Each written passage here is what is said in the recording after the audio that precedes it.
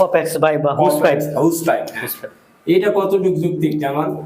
Electric জগতে বা আমরা কাজ করছি বা আমার উস্তাদে যে কাজ শিখাইছে বা আমরা কাজ করি, সমস্যা দিয়ে ভাই এই কোপেক্স পাইপ বা হুস পাইপ বিল্ডিং এ একেবারে টোটাল দেওয়া নিষেধ, কনসেল করাই নিষেধ। করাই নিষেধ।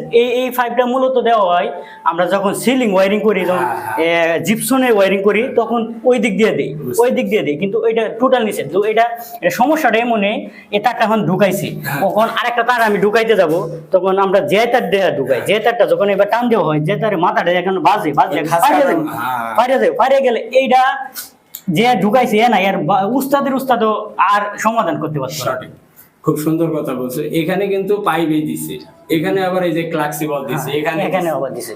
তো ছোট ছোট ব্যাপারগুলো যখনই তুলে ধরি তখনই আপনারা ওখান থেকে ভালো একটা মেসেজ পান, নাকি জামাল? ঠিক। আজকে জামাল জিনিসটা ধরাই দিছে, কতটুকু যুক্তি আপনারা বলবেন। ঠিক।